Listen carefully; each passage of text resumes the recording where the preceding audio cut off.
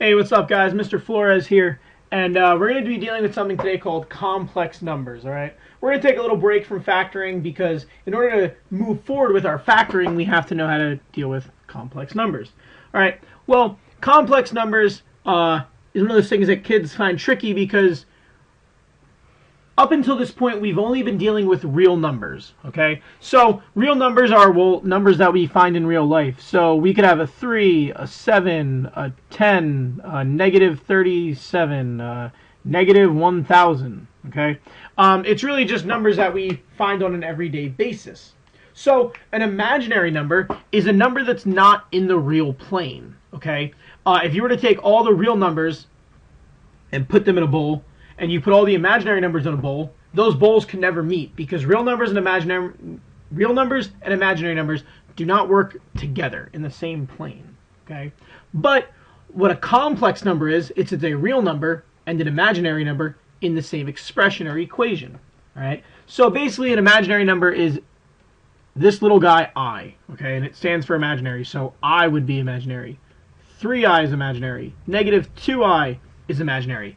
Anything with the I is imaginary, okay? And that's where we denote it. It's a lowercase I that's kind of like an italic, okay? So if we go down, oh, I went too far down.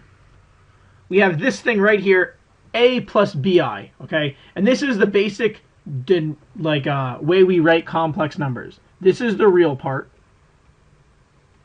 This is the imaginary part. Okay. When you write complex numbers, the real part always comes first. The imaginary part always comes second. So if you have negative 2i plus 7, you must rewrite it 7 minus 2i because the real must come first and the imaginary must come second. Okay. But we can do a lot of things with imaginary or complex numbers. Just like we can do with regular numbers, we can add, subtract, multiply, and divide. And that's what we're going to do now.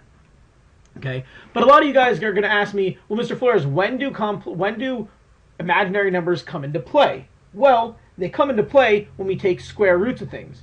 Because up until now, you were told that you can't take the square root of a negative number, which is true.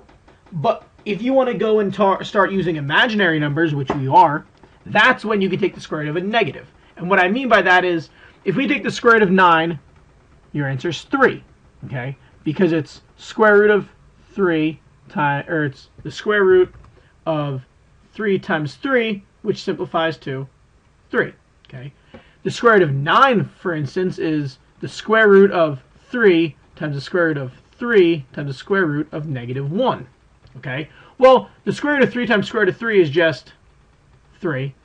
The square root of negative 1 is I, okay? And that's where the imaginary number comes from. When you take the square root of a negative number, it's equal to I, okay? So let's just try this a little bit. Square root of 24, we can simplify to become the square root of 4 times 6, okay? We know the square root of 4 becomes 2, but square root of 6 stays square root of 6. So your answer is 2 square root of 6, okay? So we can take the square root of negative 24, which is really the square root of 4 times 6 times negative 1. Okay, we know that the square root of 4 is 2. Square root of negative 1 is I, so it becomes 2i. And then we still have square root of 6. Okay, that's where that's where the imaginary number comes from. It really is just the square root of negative 1. Okay, so if we keep going, we can add or subtract complex numbers, okay? Treat the imaginary part just like a variable, okay? You add the reals, add imaginary parts. So we have 3 plus 4i minus 7.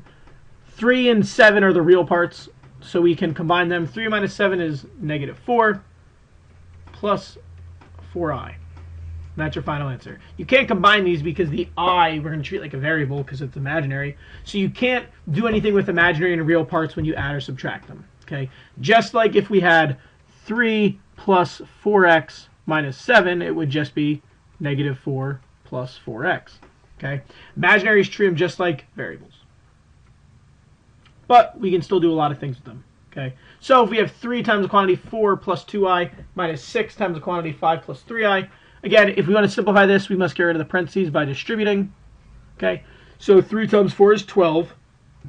3 times 2i is, well, 3 times 2 is 6i minus 30 minus 18i.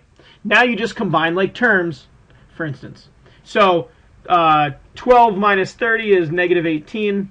6i minus 18i is minus 12i.